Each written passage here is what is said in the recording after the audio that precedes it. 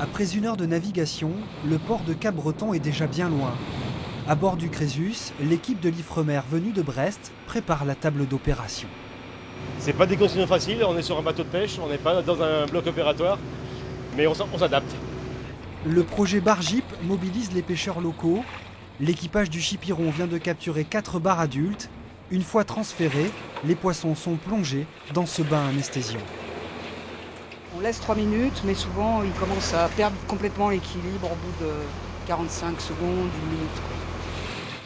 476. Chaque individu est pesé, mesuré, badgé. L'opération ne va durer que quelques minutes et tout réside dans cette balise. Elle est placée dans le ventre du bar. C'est elle qui livrera tous les secrets du poisson. Une marque archive qui va enregistrer la température et la pression pendant 2 ans. On pourra ainsi suivre son parcours en modélisant les données et suivre tout ce parcours pendant 2 ans. Cette espèce, de plus en plus exploitée, est en fait mal connue par les scientifiques. Avec ces données, ils pourront désormais déterminer les trajectoires du poisson, ses lieux de reproduction et d'engraissement. Il y a une pression de pêche qui augmente, il y a aussi l'effet de la pêche de loisir.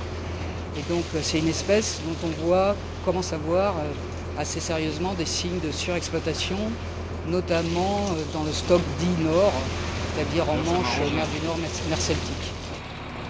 11%, c'est le taux de retour sur l'opération déjà menée en mer d'Iroise. Ces poissons seront donc peut-être un jour repêchés, une véritable mine d'or d'informations qui contribuera à leur survie.